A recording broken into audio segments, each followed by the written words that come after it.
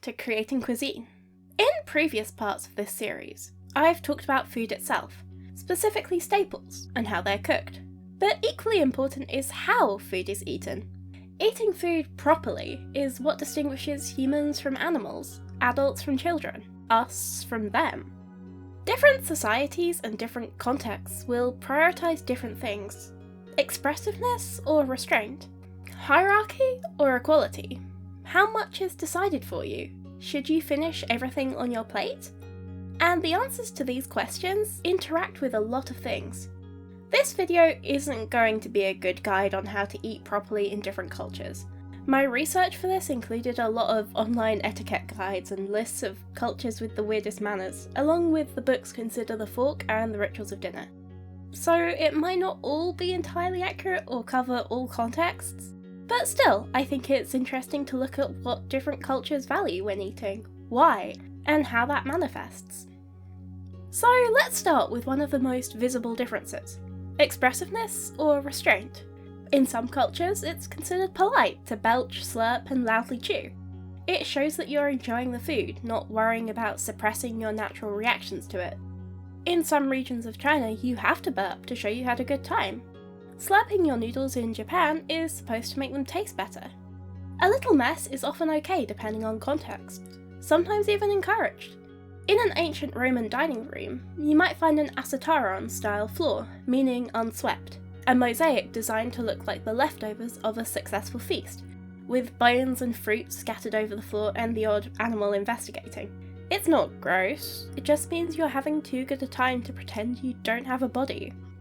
In Western Europe and North America, though, politeness tends to be signified by restraint.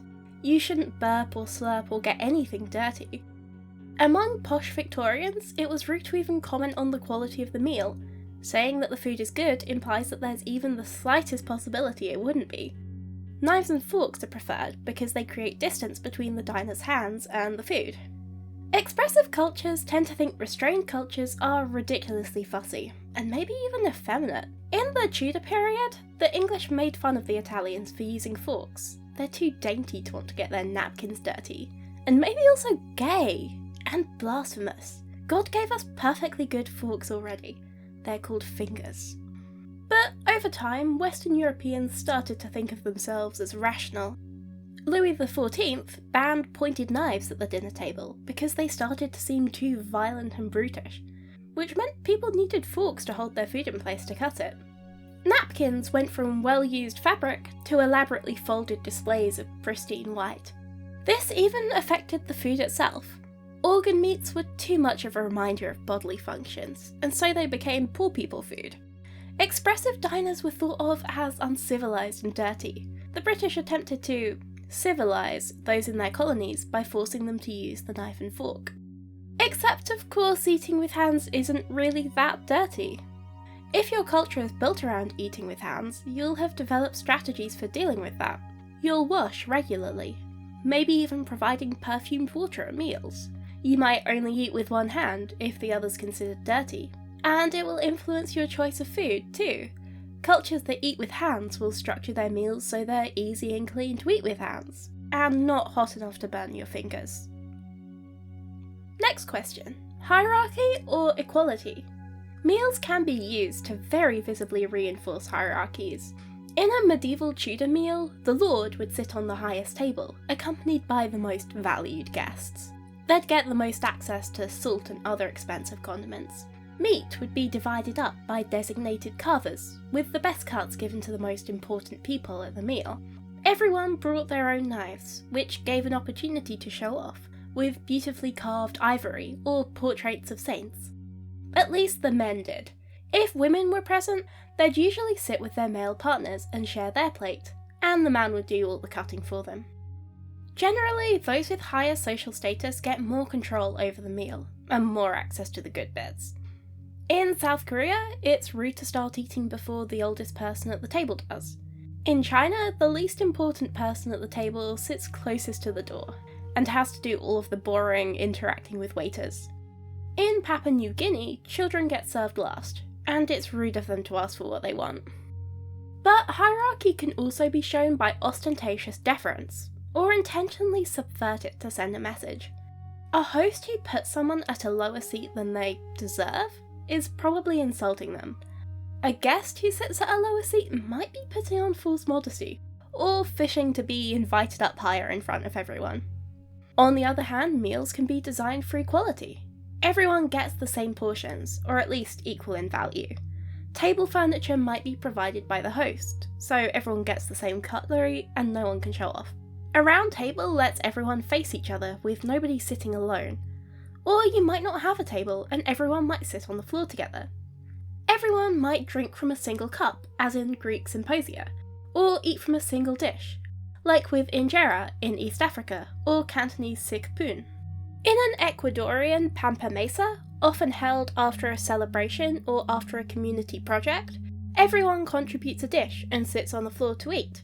It's a powerful way to create bonds with others. You are what you eat, so we are all the same. Though they can also be designed to create bonds in a specific group. Ancient Greek symposia were only fun because boring women weren't invited, apparently. Next question. How much is decided for you when you eat? There's a TED Talk about choice culture in Japan. Shina Iyengar attempted to order green tea with sugar in a Japanese cafe, but the cafe refused. You just don't drink green tea with sugar.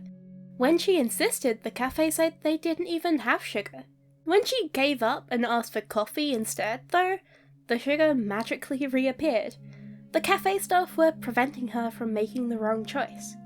That probably wouldn't fly in a British or American cafe, where it's accepted for people to customise their food and drink however they want. Giving people choices is a way to show you care about their individual tastes. In general, it's pretty impolite to use condiments before even tasting your meal. That implies you already know it needs adjusting, you don't really trust the chef. But in some cultures, condiments might not be present at all, or only very specific ones. The meal was put together very intentionally, so you should eat it as it comes. This can also affect things like gifts of wine for a meal. If you go to an American party with a bottle of wine, your host will probably open it during the meal and share it with the other guests.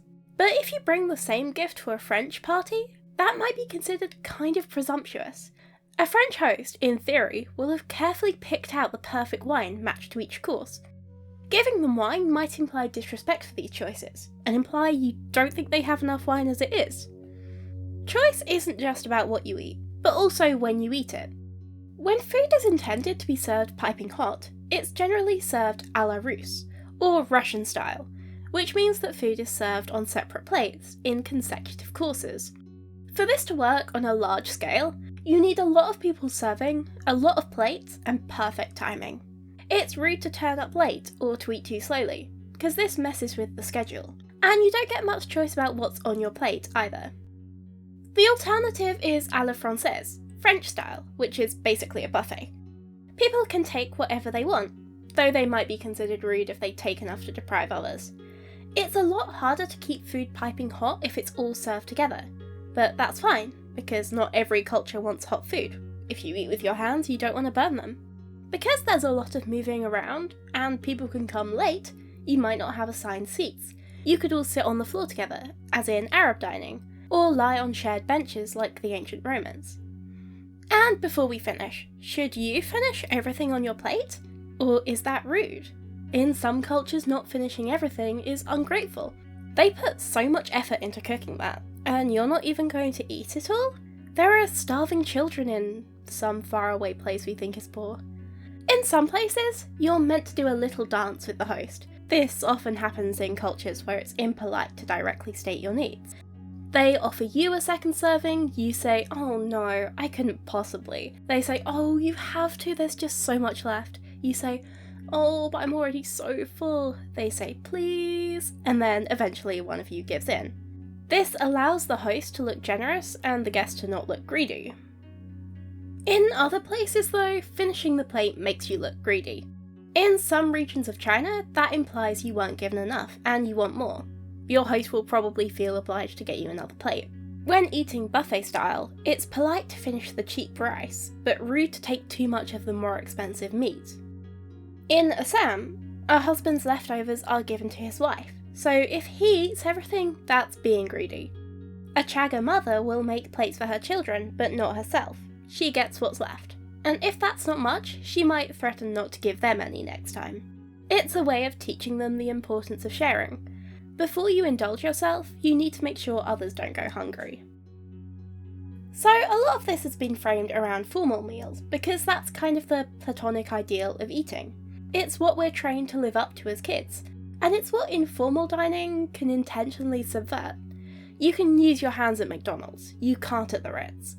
Fast food feels more casual because you can break the rules. And people can also use those rules to maintain and manipulate their own social status.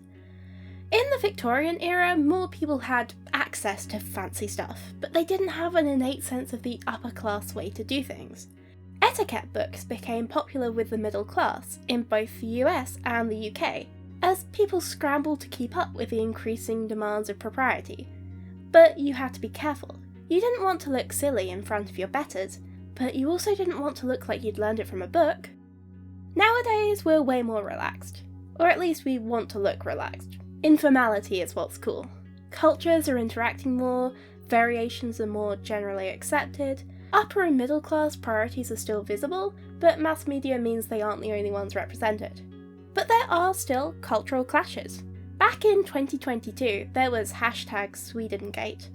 If a Swedish family has dinner while a child is visiting, that kid won't be invited to eat. Twitter was genuinely horrified. Like, that's so selfish. You should always feed kids who come to visit. You never know if that's all they'll have to eat that day.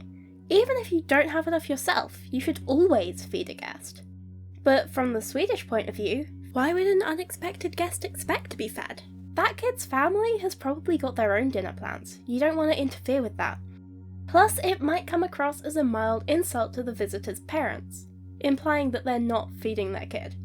Sweden values self-sufficiency and sees hospitality as accruing debts. You're doing a favour to your guest by not making them obliged to you. And so the dance of etiquette goes on. You need to be polite, but not too polite, or you'll look like you're trying too hard. You need to be considerate of your host's finances, but you don't want to imply you think they're poor. You need to be perfect, without trying to be perfect. You don't want to be rude, right?